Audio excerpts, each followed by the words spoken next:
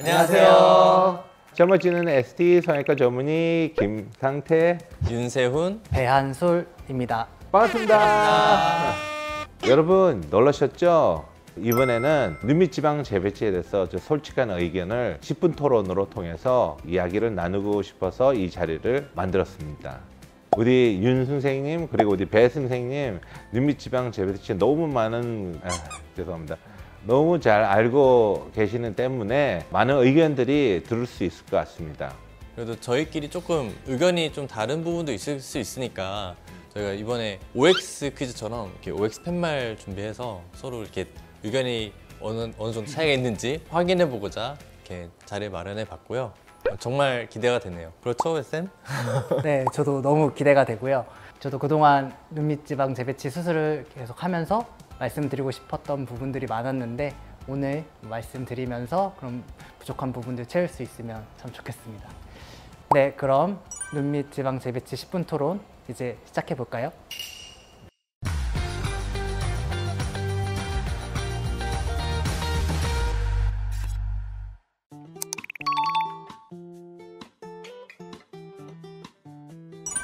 오. 만장일치네요. 그 한 달 전에 수술이 가능한 이유는 결막으로 했을 경우 이제 절개창이 없기 때문에 절개 흉터가 없고 그래서 이제 회복 기간도 짧을 뿐만 아니라 한 달 정도 지나면은 이제 남아있는 게 그냥 잔두기 정도만 남는다 보시면 돼요. 절개로 했을 경우에도 한 달째 됐을 때 약간 그 절개 부분이 붉은기가 조금 있을 수 있지만 화장으로 대부분 다 가릴 수 있기 때문에 그 정도는 사실 결혼식을 하는 데는 전혀 대부분 없지만 있다고 한다 해도 그런 식으로 커버가 가능하기 때문에 뭐 충분히 가능하다 이렇게 설명을 드리고 있습니다.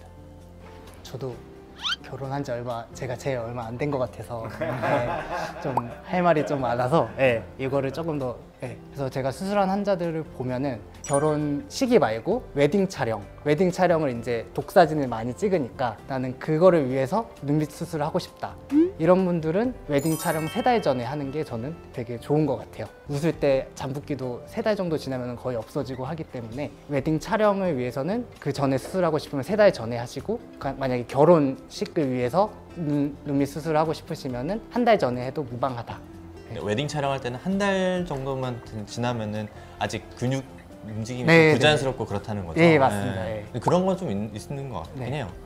우리 병원에서는 선생님들이 약간 무슨 행사가 있다, 뭐 중요한 일이 있다면 그 일반 환자들보다는 좀 더 신경 쓰는 방법이 조치 같은 거, 약물 조치나 아니면 수술할 때 그 과정, 조작이나 그런 것은 조금 좀 더 회복도 빨리 할 수 있게 그런 기술적인 적용을 하거든요. 무슨 중요한 모임이나 아니면 결혼식이 있으면 그 말씀 꼭 해주셔야 돼요. 다 결혼한다고 하는 거 아니에요? 그러면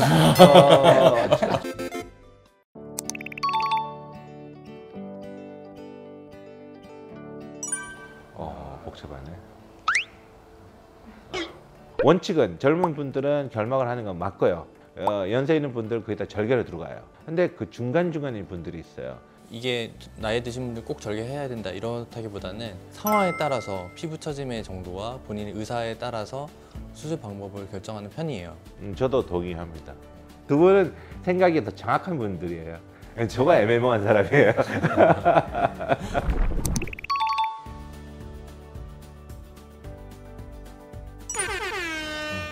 디자인을 안 하는 경우가 꽤 있어요. 결막을 통해서 눈밑 지방 재배치하는 것만으로는 디자인이 필요가 없고요. 결국에 눈 안으로 들어가서 바깥에 흉터가 전혀 없고 안에서 박리를 다 하고 이제 재배치를 하고 바깥에서는 이제 그 안쪽에서 한 만큼 어떻게 보이는지가 저희가 수술하면 알 수가 있거든요. 만약에 그런 잔주름이나 이런 것들을 개선하기 위해서는 저희도 추가로 이제 디자인을 저는 하고 있습니다. 네.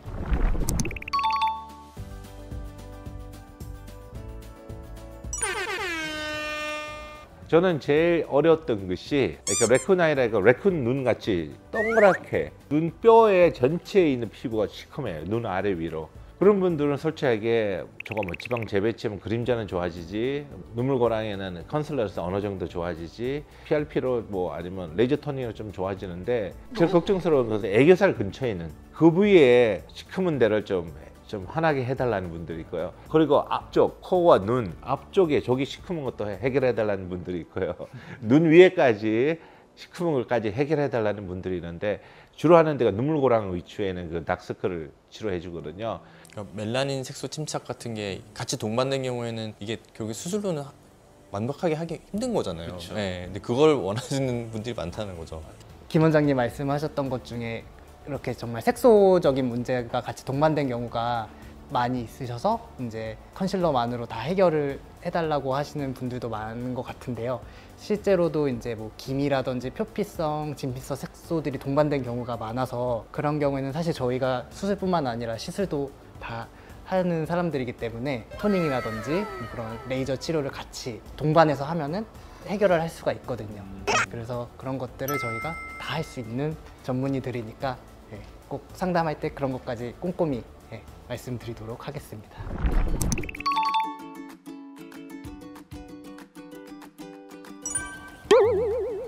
비슷하네. 안 녹는 실이 눈 밑에 있는 경우가 사실 굉장히 드물긴 한데요.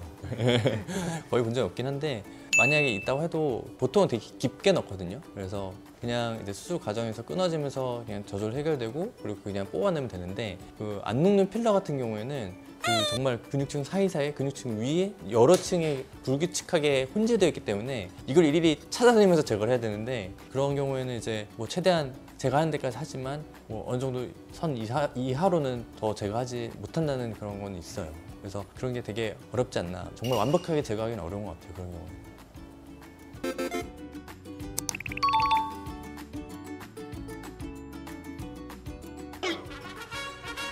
다르다. 와, 다르다. 이야, 이번에 처음부터 틀렸어. 네.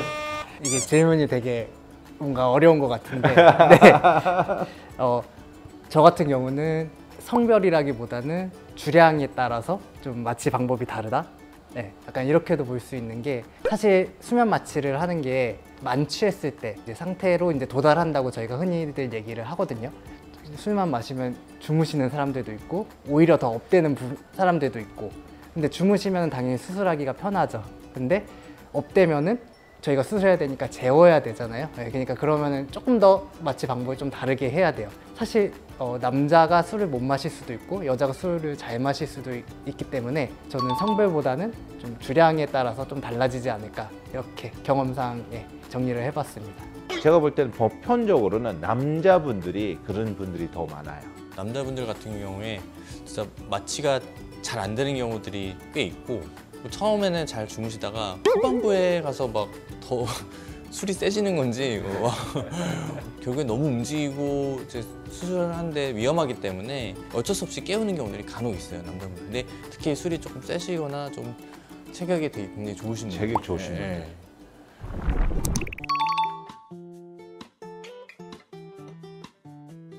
좀 있어요. 그래요. 15년 전에는 지방 재배치를 아시는 분들이 많지 않았어요. 환자분들이. 눈밑 수술이라고 하고 눈밑 지방 수술하지 대부분 다 제거를 하는 그런 분위기였고요. 그런 상황에서 요새는 재배치를 다 알고 있어요. 지금 밖에 있는 전문의 선생님들도 재배치를 하시는 분들도 많아졌고요. 수술 방법은 전통은 그대로인데 부수적인 거, 레이저도 좋은 거 들어올 수도 있고 마취도 솔직히 좀 더 발전돼 있고요. 그 차이지 전통적인 수술 방법은 똑같아요.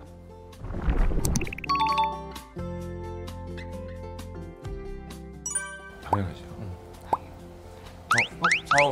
샤워가 수술 후 아니 잠깐만요. 질문이 뭐라고요? 그거는 생각이 더 정확한 분들이에요. 제가 그래서 X를 든 이유는 그거예요. 그러니까 눈밑 수술하고 나서 뭐 샤워 관리를 제대로 안 해서 멍이 들고 뭐 출혈이 다시 생기고 이런 경우들도 물론 있지만 멍이 안 들게 수술을 잘 하는 게 제가 봤을 땐 더 중요하다. 애초에 피가 거의 안 나게 수술을 해야지 나중에 관리를 잘 못 하신다 해도 멍이 안 날 확률을 더 높이는 거죠. 관리를 자기가 의도치 않게 잘 못 하시는 분들이 계시기 때문에 그런 걸 항상 염두에 두고 수술을 한다고 보시면 돼요. 저는 오를 들었습니다. 수술 후 관리라는 게 거기서 가장 중요한 게 드레싱이라고 저는 생각을 하거든요. 눈밑 수술이 방법이 여러 가지가 있지만 예를 들어서 정말 결막으로 들어가서 지방만 제거하고 딱 나오면은 뭐 드레싱 안 하고 그냥 수술 끝나고 바로 일상생활 가능할 수도 있어요. 근데 그거는 제대로 된 수술이 아니라고 생각하거든요. 100% 다 재발을 하고요. 제대로 수술을 한 만큼 어느 정도 붓기와 멍은 동반이 될 수밖에 없기 때문에 그거를 최소화할 수 있는 드레싱이 정말 중요하고 수술만큼이나 중요하다고 저는 생각을 합니다. 나는 환자 관리도 중요하다고 생각해요. 과격한 활동이나 과격한 운동은 절대로 2주까지, 3주까지, 특히 2주까지 안 되더라도 2주까지는 참아주세요. 수술은 기본 잘한다. 우리 셋. 오케이, 이거는 간주하겠습니다. 드레싱 기본 잘하는 거예요, 우리가 셋. 근데 환자분들도 약간 추후 우리 여기 주의사항을 좀 따라줬으면 좋겠어요.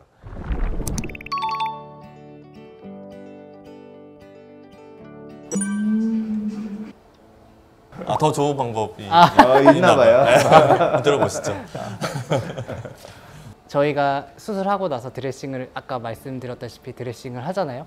저는 그 드레싱 조금이라도 자기가 걱정이 되고 두려움이 있다 하는 분들은 그 드레싱을 조금 더 유지하거나 그런 방법도 저는 사후 방법 중에 되게 중요하다고 생각을 하거든요. 네.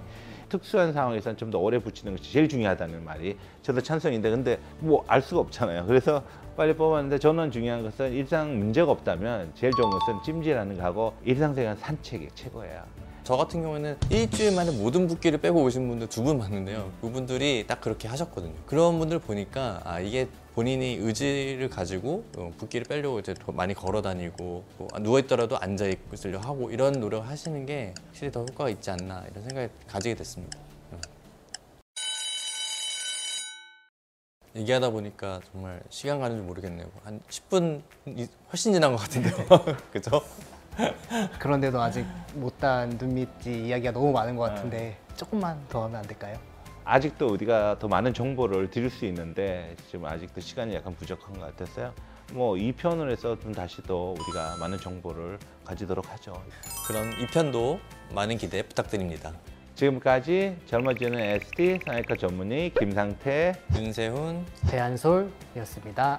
안녕. 안녕. 또 봬요. 또 봬요. 2편에서 또 봬요. 2편에서 기대해요. 이렇게 해야 돼요. 안녕하세요. 반갑습니다.